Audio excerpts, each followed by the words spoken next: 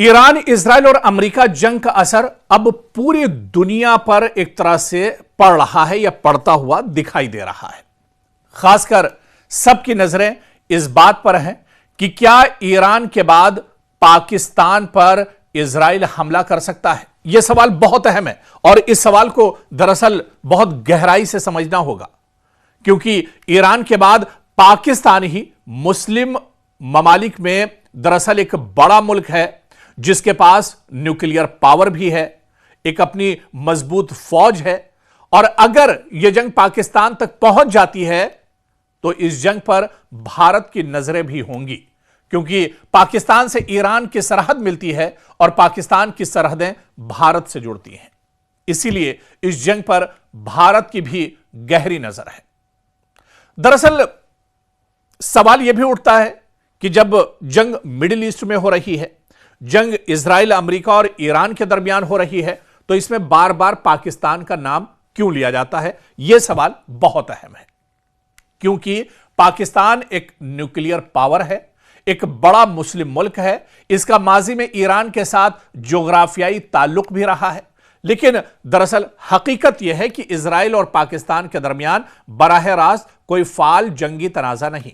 पाकिस्तान मशरिक़ वस्ता की प्रॉक्सी जंगों में बराह रास्त शामिल नहीं रहा है और इजराइल की स्ट्रेटेजिक तरजीह ज्यादातर ईरान और उसके इत्तेहादी ग्रुप्स है। इसलिए ईरान के बाद पाकिस्तान अगला हदफ होगा, यह ज्यादातर दरअसल कयास आराई लगाई जा रही है।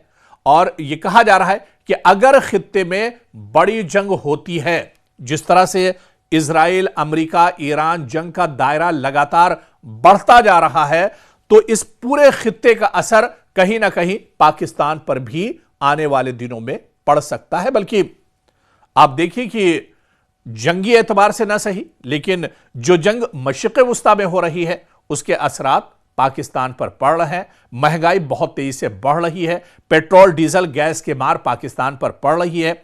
पाकिस्तान परेशान है। पाकिस्तान दरअसल सऊदी अरब से जुड़ा हुआ है। पाकिस्तान दरअसल जो मुस्लिम ममालिक है उनसे जुड़ा हुआ है। इस्लामिक जो ऑर्गेनाइजेशन है उससे पाकिस्तान जुड़ा हुआ है। पाकिस्तान की सरहद ईरान से जुड़ी हुई है।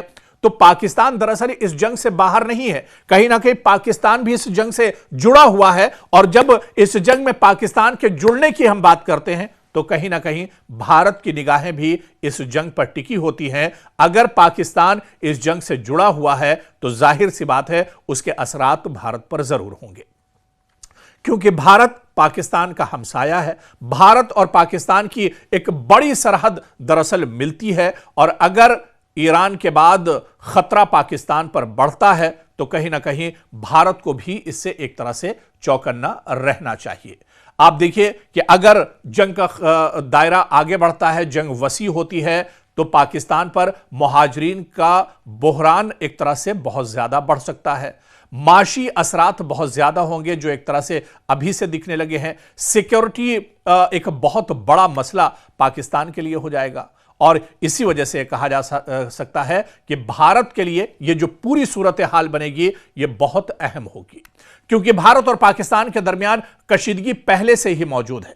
अगर पाकिस्तान किसी बड़े तनाज़े में उलझता है तो भारत दरअसल हाई अलर्ट पर होगा, बल्कि भारत पहले से ही एक तरह से हाई अलर्ट पर है। भारत की इस जंग पर भी नजर है, भारत के अपने पड़ोसी पाकिस्तान पर भी नजर है कि पाकिस्तान का रवैया इस जंग में क्या है।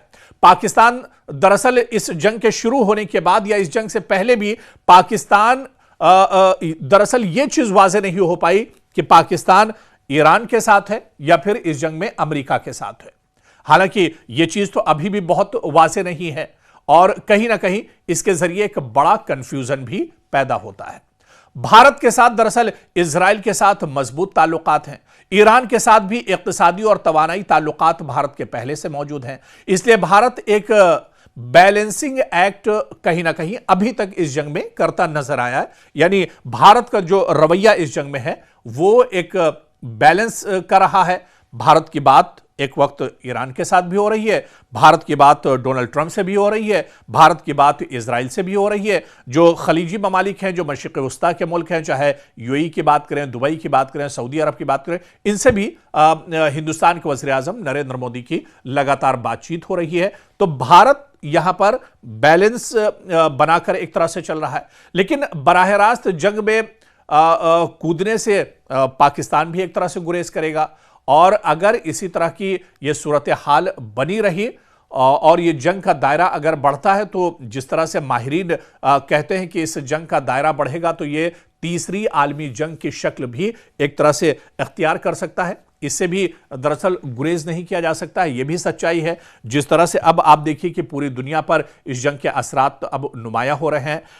नेटो इस जंग से दरअसल दूर है, बरतानिया, स्पेन, फ्रांस जो है इस जंग से एक तरह से दूर हैं। अमेरिका तनहा पड़ता जा रहा है, इजराइल कहीं ना कहीं अमेरिका के भरोसे पर यह जंग लड़ रहा है। तो रूस और जो चीन है, जो बड़ी ताकतें हैं, वो दरअसल वेट एंड वॉच की जो पॉलिसी है उसे अपनाए हुए हैं। और ऐसे में ईरान भले ही किसी के शह पे कह लें या उसकी अपनी ताकत कह लें या छुपा रुस्तम, दरअसल ईरान इस जंग में निकला है कि ईरान लगातार सुपर पावर ममालिक के सामने डट कर खड़ा है। और अभी तक इस जंग में ईरान ने अमेरिका और इजराइल के लिए मुश्किलें खड़ी की हैं, बल्कि यह कहा जाए कि ईंट का जवाब पत्थर से एक तरह से ईरान अभी तक अमेरिका और इजराइल को देता रहा है। तो यह जंग दरअसल बहुत अहम हो जाती है।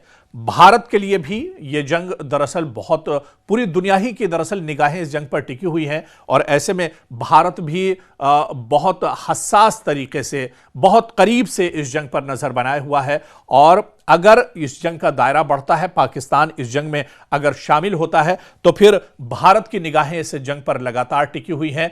अगला कदम पाकिस्तान का क्या होगा, इस पर भी भारत की निगाहें दरअसल टिकी रहेंगी। लेकिन अभी तक जो इस जंग में भारत का रवैया रहा है वो बहुत शानदार रहा है, क्योंकि भारत शुरू से कहता रहा है, वज़ीर आज़म नरेंद्र मोदी शुरू से इस बात को उठाते रहे कि जंग मसले का हल नहीं है, बातचीत से मसला हल होना चाहिए, टेबल पर आना चाहिए, गौर व फिक्र करना चाहिए, बातचीत होनी चाहिए, बातचीत के जरिए मसला हल हो, क्योंकि जंग किसी मसले का हल नहीं है।